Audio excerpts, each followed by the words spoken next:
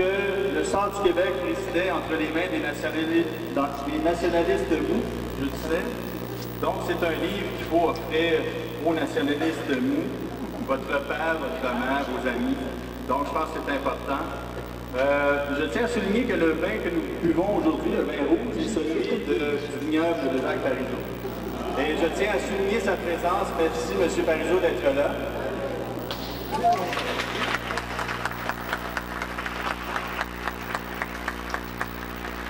Je tiens à souligner aussi la présence de Bernard Landry.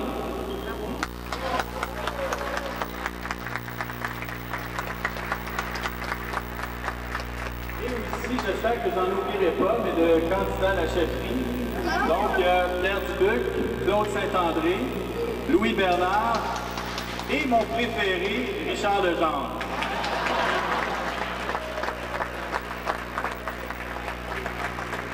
Il y a aussi, je remarque des personnalités comme M. Comeau, comme M.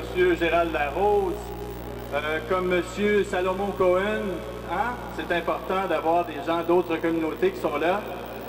Et donc, ça me fait plaisir que vous soyez là. Et comme je suis éditeur et c'est pas moi la vedette, je vais passer tout de suite la parole à Robin Philpot. Merci d'être là, tout le monde.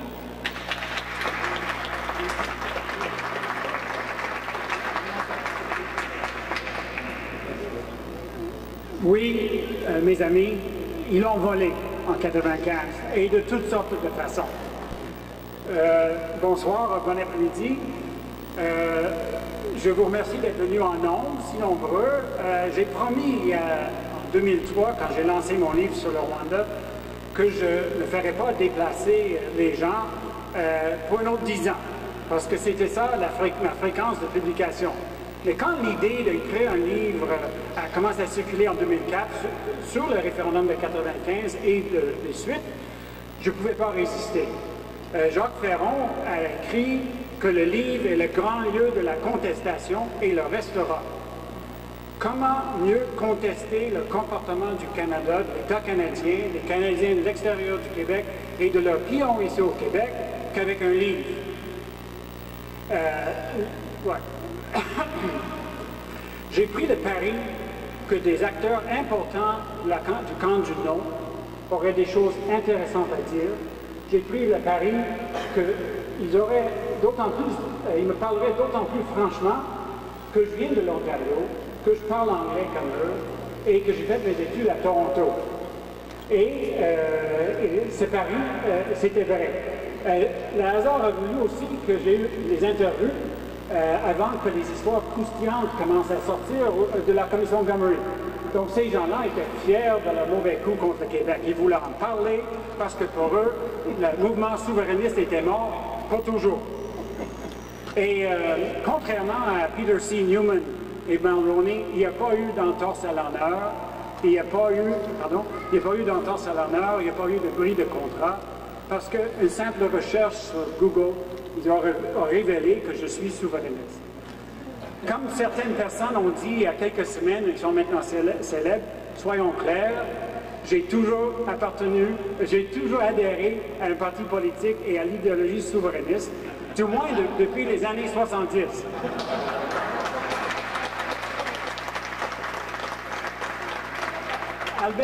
Albert Einstein, dont les interventions en politique sont aussi intéressantes qu'en sciences, avait dit « Rien ne m'étonne autant que la faiblesse de la mémoire de l'homme quand il s'agit d'événements politiques. » Quand je faisais mes recherches, je me suis rendu compte à quel point cette idée est importante, surtout à la lumière de ce qui s'est passé à Terre-Neuve, où, lors de notre référendum, volé lui aussi en 1948.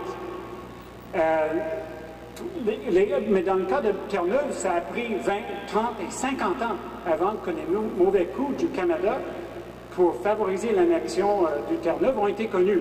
Favoriser l'annexion contre la volonté de la population terre-neuvienne.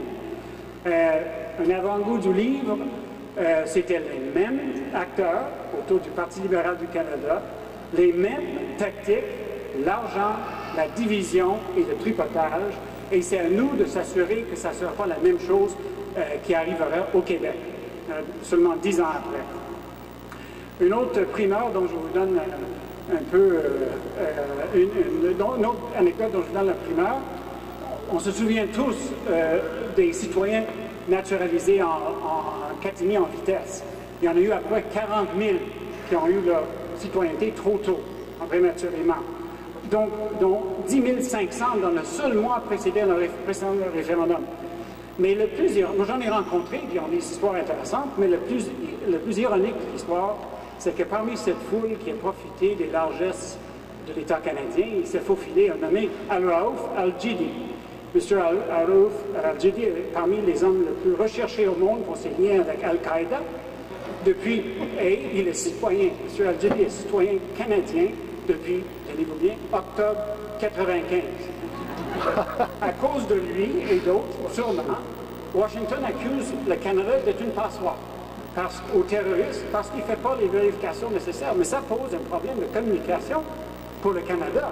Parce que comment nier qu'on est une passoire quand tous les fonctionnaires de l'immigration et tous les politiciens du Parti libéral fédéral savent que le Canada s'est volontairement transformé en passoire pour la cause de battre le Québec.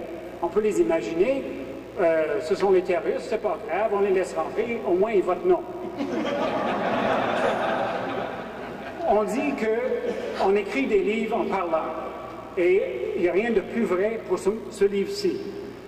Donc moi, je voudrais remercier les gens qui ont accepté de me parler du référendum, qui m'ont dirigé vers d'autres sources, qui m'ont permis de tester mes idées, parce que sans eux, ça aurait été impossible. Et la première personne que je voudrais remercier, c'est M. Jacques Parizeau, qui est ici avec nous.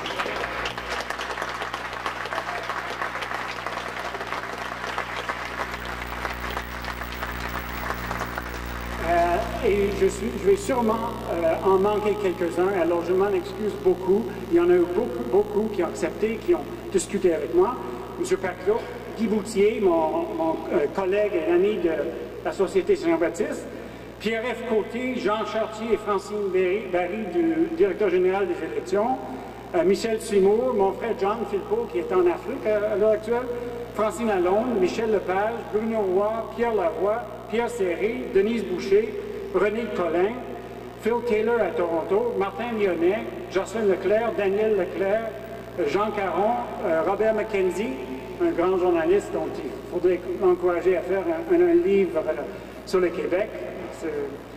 Édouard Cloutier, Danny Neptune, Denis Monnière, mes collègues à CIBL, Mathieu Beauchamp et Benjamin Bourque, qui sont ici avec nous, André Beauchamp, Anita Beauchamp, Robert Laplante, Marie-Adèle Croisé, ma compagne, et mes 4 enfants, dont 3 qui sont ici, François Lemay, et tous les militants et militantes du sud-ouest de Montréal, organisés autour de Thierry Saint-Cyr. Je ne sais pas si Thierry est ici.